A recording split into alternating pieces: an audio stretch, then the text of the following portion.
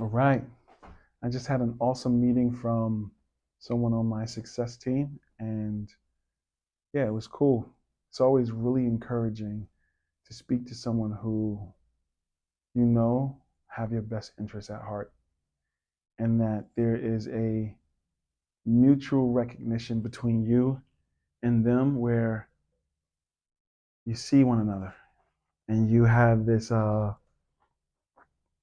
reciprocity going where there is mutual receptivity, mutual recognition, mutual appreciation.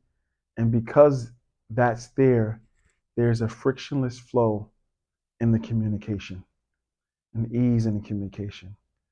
The context of I want best for you and you want best for me has already been set, and it's always being reaffirmed.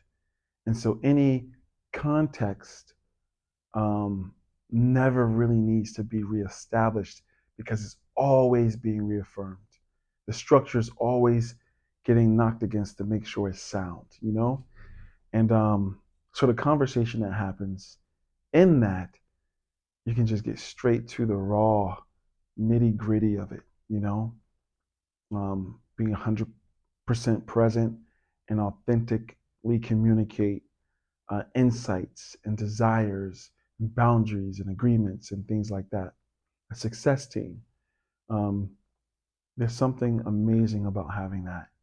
One thing it speaks about what a success team is, at least this book that I'm reading, I mentioned before, it's called Teamworks, in another video by Barbara Sher and Annie Gottlieb.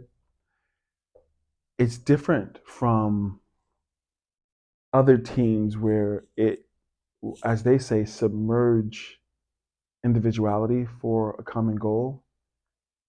It upholds individuality and allows that goal, the common goal begins to be that goal of supporting that individual, and who's ever on that team have an opportunity to be completely supported.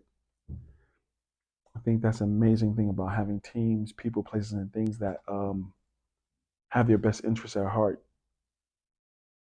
Yeah, it's more likely that your goals and dreams and desires will be fulfilled with those type of people, places, and things in your life.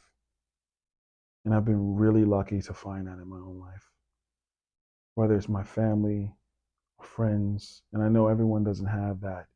But if you could find just one person, place, or thing, or even some sort of YouTube mentor, a book, something where there is something that can allow you to have some support, even if it's not interactive in the moment, until you find, support that can be interactive. Yeah, use a book, use a YouTube video, whatever you need to keep yourself not just surviving but thriving towards the most honest rendering of yourself. Do it. Maybe I'll read some of this, and I guess eventually I need to read some of the YouTube guidelines to make sure I'm not infringing on anything when I read other people's work. But I am citing them, so I hope it's fine. Okay, this is chapter 7 of this book that I had just mentioned, Teamworks, and is what is a success team and why you need one. A success team is completely different from any other kind of team you've ever been on before. A computer programmer I know calls it a paradigm shift in the concept of teams. What he means is this: ordinary teams submerge individuality for the sake of a common goal. They're designed so people can pull together to reach a target outside of the team, a project, or a touchdown. A success team goal is to have everyone pull together to reach a target inside the team, to make sure that each member gets his or her personal goal, his, her, their personal goal. Once you've revealed your dream, your team will not let you forget it. As my own first team told me, Cher, this time you're going to get what you want, whether you want it or not. A success team has been called an affectionate bunch of ass kickers. They'll let you go at your own pace, but they will not let you chicken out. And they won't let all the things that have stopped you in the past, setbacks, Low moods, daily demands, and interruptions stop you again. Yeah, this is cool. A brainstorming of the kind described in the last section can get you all fired up and ready to go. A success team will keep you going steadily, step by step, week after week, through all the gritty little details and snags, the heart stoppers, the slow spots, until one day, with or without a positive attitude, whether or not you have self-discipline or believe in yourself, you arrive right in the middle of your goal. You own your house, you're riding your horse, you're opening your own shop, working with wildlife, showing up for your exciting new job, or you've gotten your acceptance letter to a great college. All it really ever takes to reach your goal is perseverance. That's true. But we think of perseverance as an individual character, trait, a virtue. It isn't. All the word means is keeping going. The way you show up for work or school or babies or just for dinner because you have to, because someone is expecting you or depending on you. That homely, overlooked little fact is the secret of success. A success team puts it to work for your personal dreams. Yeah, I find all that to be true. Um, when I was in my MFA for creative writing and poetry, my success team was my cohort. And at the beginning of that program, one of the things that I really wanted was to travel and write poetry.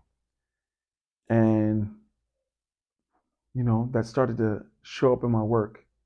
And eventually it came into fruition just from us discussing it back and forth, me reading it, them expecting my dream to come into fruition, things like that. Before you knew it, I was like somewhere on the Ganges river in India, writing poetry, reading poetry with my cohort online, and just looking at the beautiful view, waking up to the pujas in the morning. It was incredible. And I find much of that happens now too. Like when you can, um, maybe the analogy I'm looking for is, when you can bury your dream in its seed form in fertile ground and have it watered, have it pull the nutrients in from the dirt, as it begins to sprout, the sunlight hitting it. I think a success team is all those things. It's somewhere really safe to be